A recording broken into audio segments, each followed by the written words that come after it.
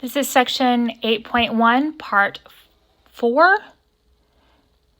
We're still talking about radicals. We're talking about the Pythagorean theorem. Okay. Pythagorean theorem always deals with a right triangle. I've drawn in the triangles on this page already for us. A and B are the legs of a right triangle. A and B. These are the legs, and they always make up the right angle. Okay? This could be B, this could be A. That makes no difference whatsoever, just so long as these two sides are your A and your B. C is always directly opposite your right angle, and it's called the hypotenuse, which is what happens when you let ancient Greeks name things. And C is always the longest side.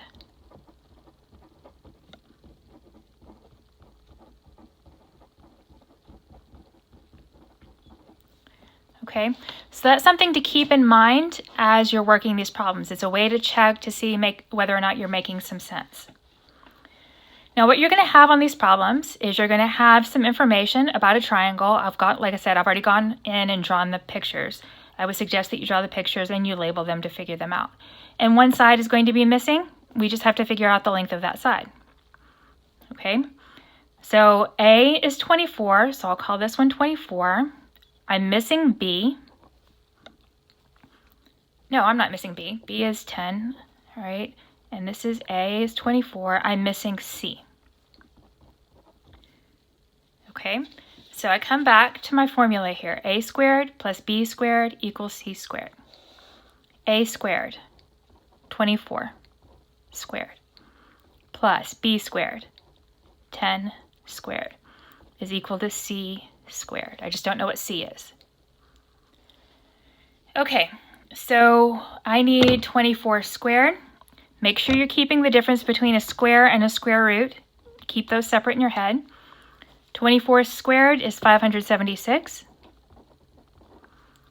Plus 10 squared is 100 equals C squared. So 676 is equal to C squared. Now we're asked to find C, not C squared. This is asking what number times itself twice, that's what square means, gives you 676. Well, this is the same question.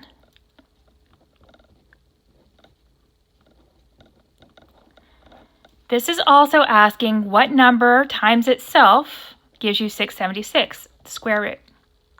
Okay, so let's try taking the square root of 676. And I get 26 when I do that. So C equals 26. We're not given our units, but I have 24, 10, and 26. That is the longest side. It makes some sense. Okay. Another thing you can check, and if this doesn't quite make sense to you yet, that's okay. But if you take any two sides of the triangle and add them together, they need to be bigger than the other side.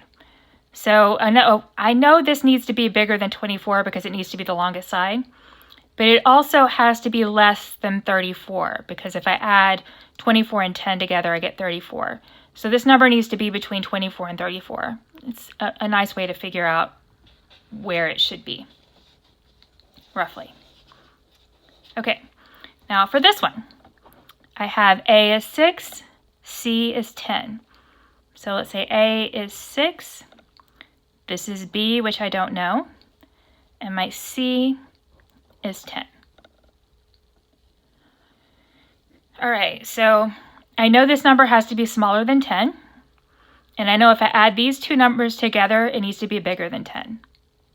So let's see what we've got.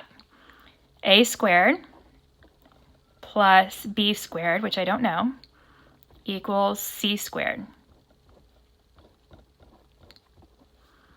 So this is 36 plus B squared equals 100. Now I need to get the B squared by itself, so I'm going to subtract 36 from both sides.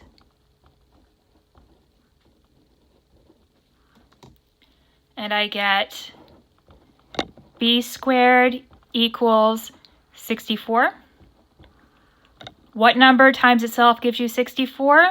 That's the same as asking for the square root of 64. And we've done that a couple of times. B has to equal 8. If I put an 8 here, that adds to 14, which is bigger than 10. 8 is less than 10, so it's reasonable.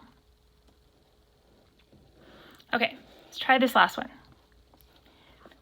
A is 5, B is 6. And so C is what we're looking for.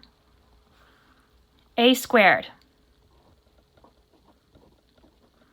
plus B squared equals C squared. Well, this is 25 plus 36 is equal to C squared, which gives me 61 is equal to C squared. This tells me that C is equal to the square root of 61. All right, we haven't talked about simplifying square roots yet.